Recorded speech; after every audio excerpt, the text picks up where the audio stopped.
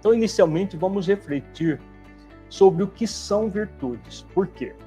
Muitas vezes as pessoas acham que virtudes é uma coisa muito distante delas.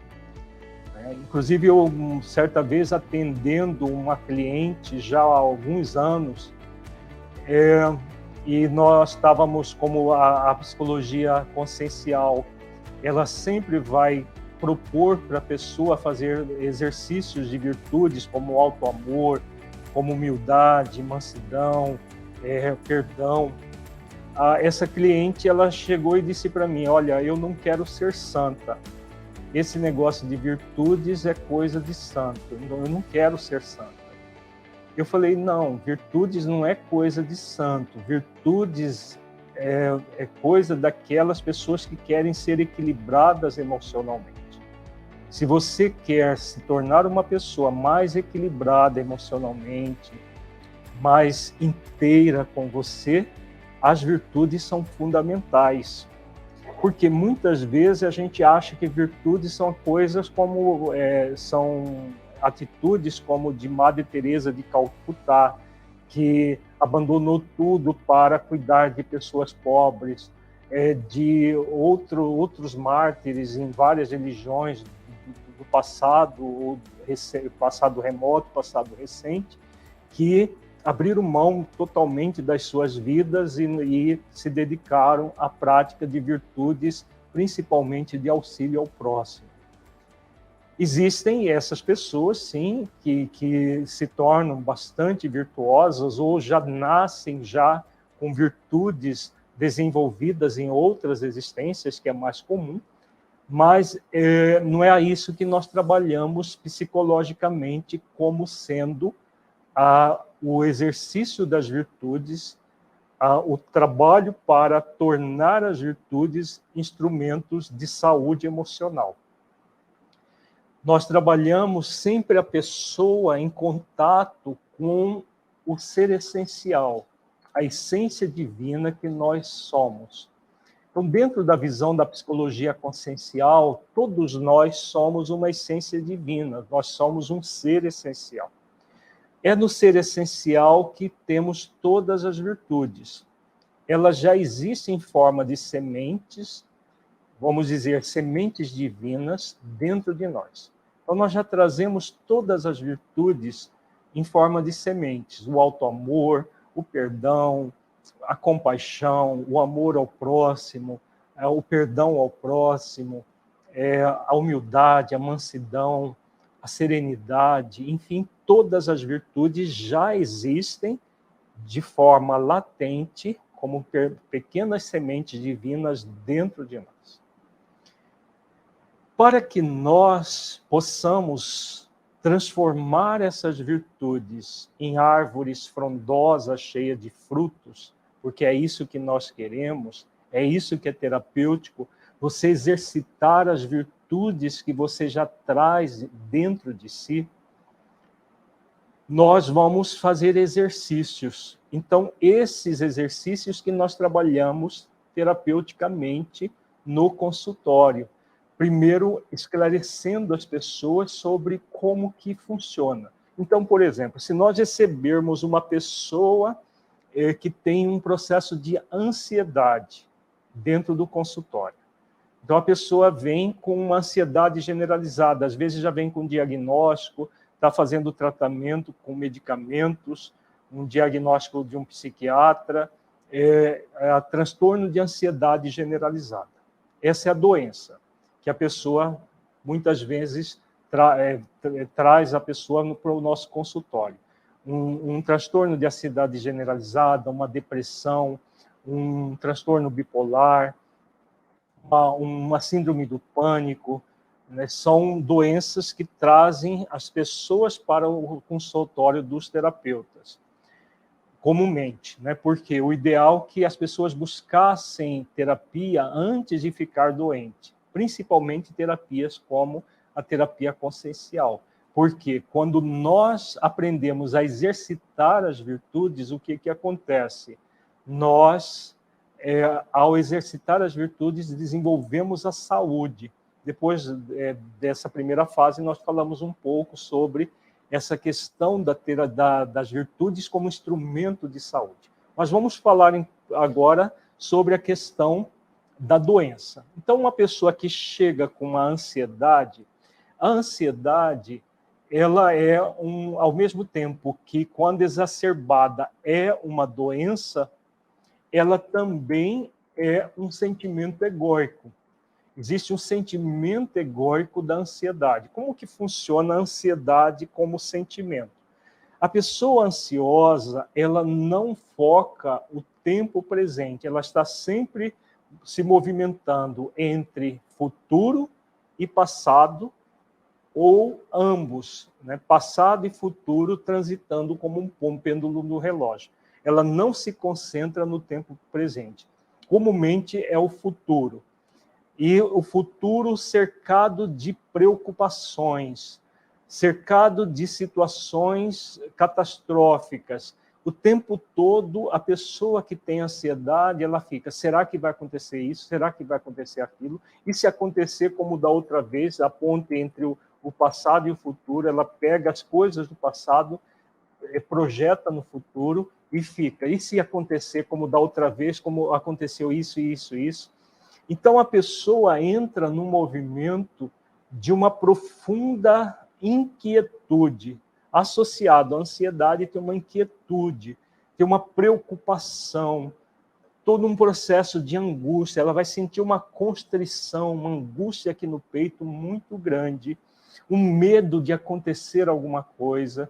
Então, a pessoa que fica focada principalmente no tempo futuro, baseada nas questões negativas que aconteceram no passado, ela entra em vários sentimentos egóicos.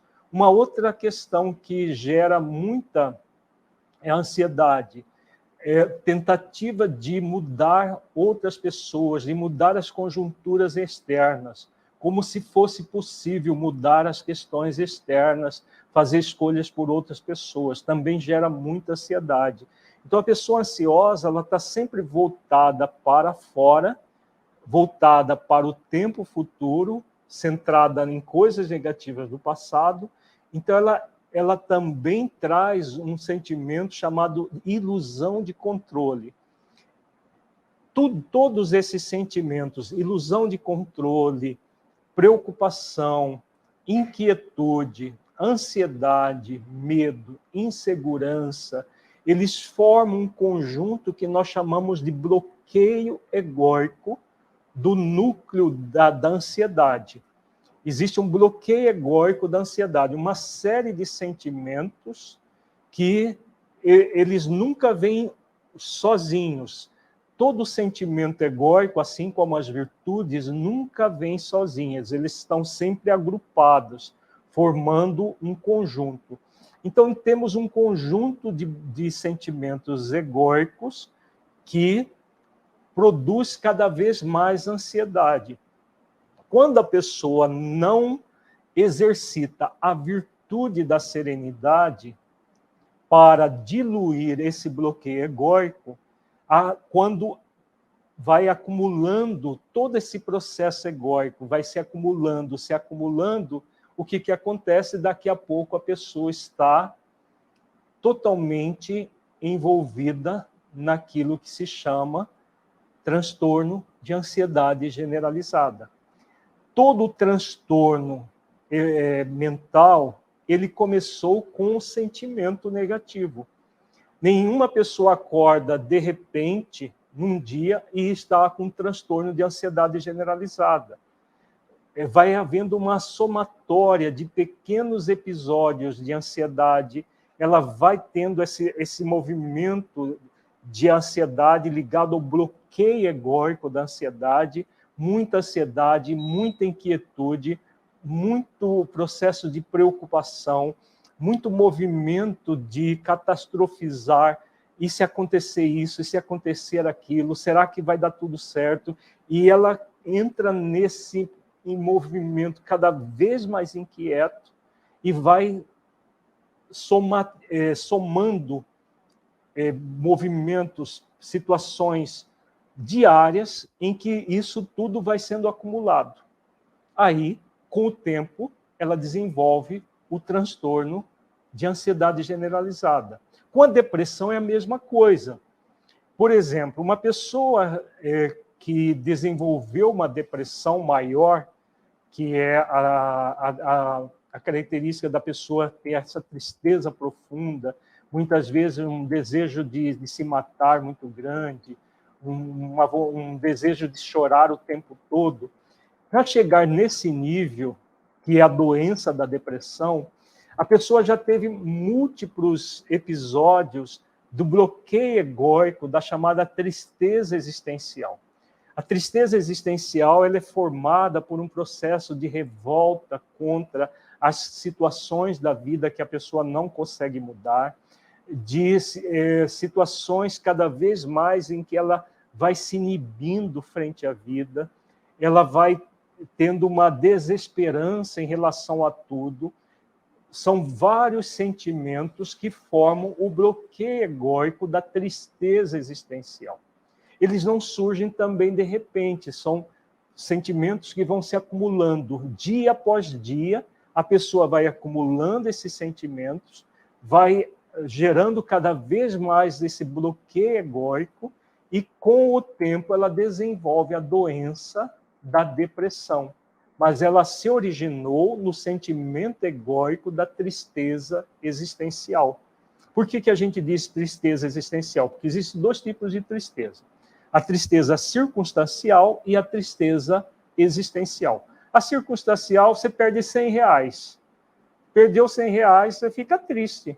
Mas é circunstancial, daqui a pouco você até esquece que perdeu esses R$100. A tristeza existencial é um processo em que todos os dias a pessoa sente triste, ela não sente um prazer de viver, ela sente que a vida dela não tem muito sentido. Então, ela vai desenvolvendo uma série de sentimentos egóicos. Não é algo passageiro, como você perdeu R$100, ou teve uma discussão com alguém, ficou triste pela sua atitude, pela atitude do outro. Isso tudo é circunstancial. O existencial é um processo muito mais demorado, que acontece o tempo todo. E onde que entram as virtudes nisso tudo?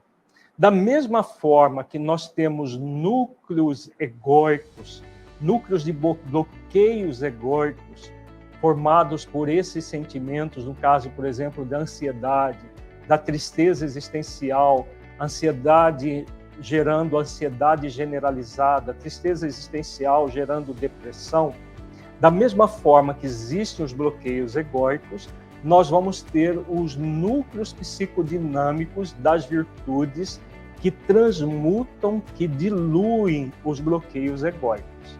É esse o poder terapêutico das virtudes.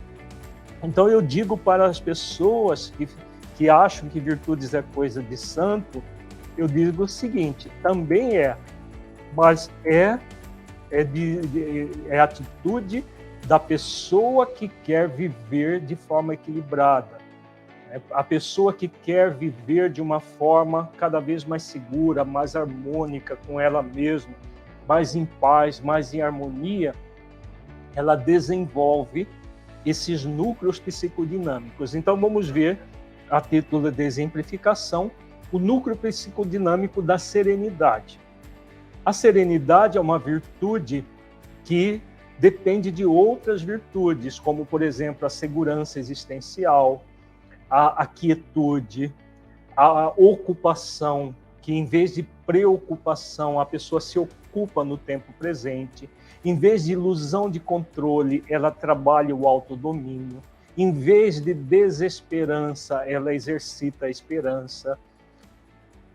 Em vez de ansiedade, ela exercita a serenidade. Em vez de inquietude, a quietude. Em vez de intranquilidade, tranquilidade. Então, uma série de virtudes. No curso Psicologia das Virtudes, nós falamos sobre esses núcleos psicodinâmicos